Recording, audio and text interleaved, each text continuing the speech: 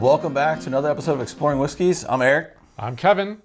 Today, we are going to be adventuring to a whole new state of whiskey. Virginia. Yeah. It's our first whiskey from Virginia. Filibuster. Originally, the distillery was in Washington, D.C. It was very close to the Capitol building, but I'm guessing they probably needed some more room and Probably ventured out into the hills of Virginia. This is actually a distillery. It's a women-owned, minority-owned distillery.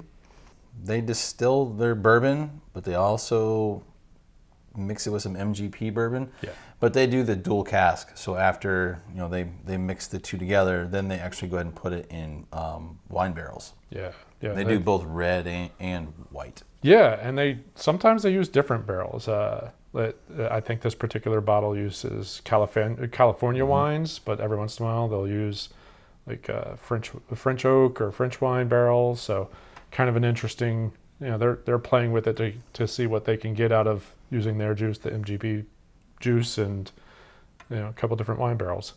And I'm wondering, since they're mixing with MGP, is it just one of those that they just don't have the production yet to go 100%? Yeah, they're relatively new.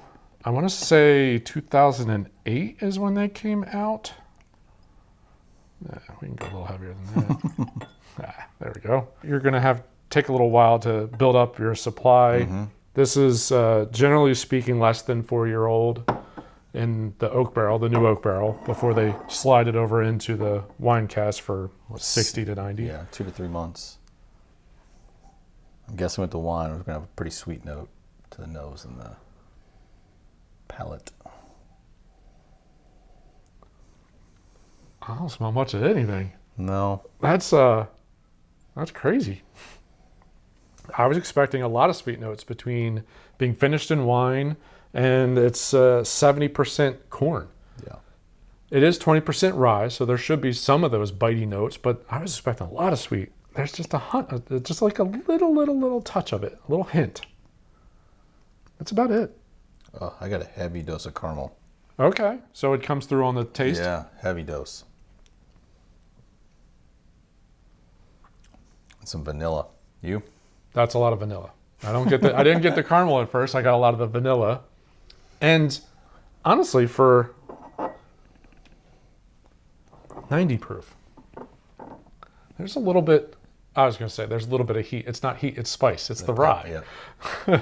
That's what I'm picking up. I'm picking up a little bit more of those rye notes, a little bit more of that peppery. I come back to the nose. Baking.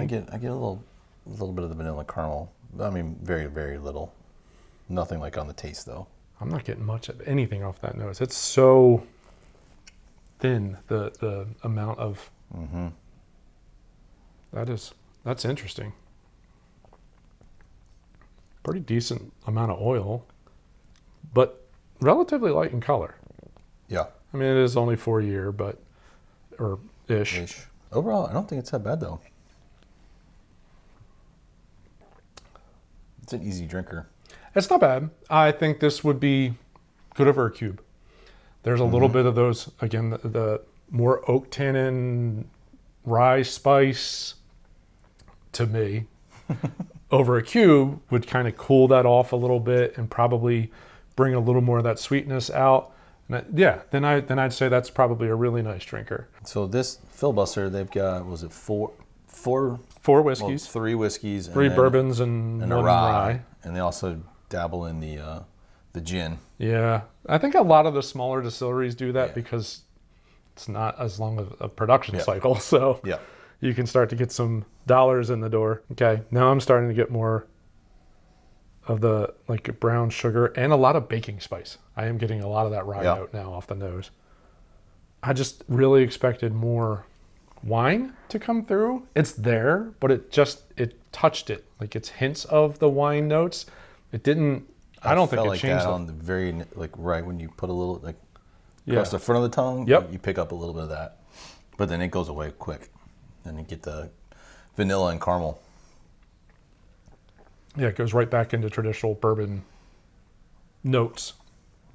A high rye bourbon notes is really everything comes across with around the edges, right on the right in the very beginning. Yep.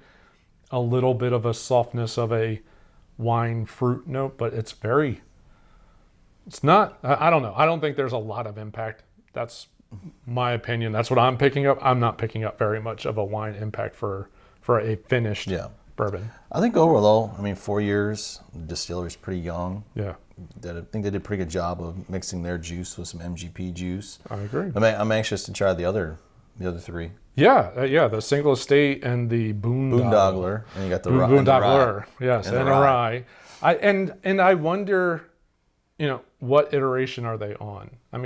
They're young. Mm-hmm. They can keep messing around with this. Maybe it should be 6 months in the wine cask, or maybe they'll start having more of their own juice that will create its own flavor. So this is going to be one to watch over the next handful of years, because I think they'll hone their craft. We'll have to pay attention to our next releases or next something. release. Talk to our boy Mitt, see what he. Absolutely, yeah. See what Laverne Beverage Depot can put together. Weren't they doing a single barrel from there, or a store pick filibuster? They were, yeah. We'll have to go down. Yeah, gonna have to go back and check that out. I wonder what a single barrel pick from there would be like. I'm sure, depending on what you're picking for, you could probably get a really good bottle out of that. Yeah. What was this? Low 40s? I don't even think it was that much. I want to say it was 40. Yeah, 43. Okay. I think MSRP is right around 45-ish. Again, for that, I think that's pretty reasonably priced. I think it's a pretty solid bourbon, or whiskey inside. It's finished. It started off as a bourbon. It can't be qualified as Since it was finished, it's got to be called a whiskey. Yeah. Even though, I swear, because it says straight bourbon whiskey, and then just above it, dual cask finish. That's what they refer to their finishing process as, dual cask. I wonder if they're skirting the law a little bit there. That just seems a little sketch. But overall, I think it's a good whiskey. It's a good, it's young, and I think they can come into their own. And I don't know is there anything else coming out of Virginia? I'm sure there's a handful. There is. It's only because I used to watch the show Moonshiners. Climax whiskey. Okay. But yeah, that's in Virginia as well. But I think that's. But you would think Southern Virginia. Moonshine kind of has a little bit of a history in the Virginia, Carolina region. So I would think they have some roots there that they could tap into. Absolutely. And I think that they're doing a great start. Again, anxious to see what the other ones taste like. Absolutely. So, but again, we appreciate you joining this episode. If you enjoyed the filibuster, if you've had the other filibusters, we'd love to hear your comments on it. But we'd also, if you'd like this, we'd encourage you to hit the like button at the bottom of the screen. While you're down there, you can subscribe to the channel, hit the bell icon to get notified every time that we post a new post a new show.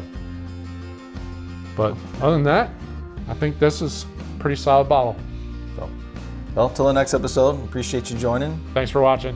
Cheers.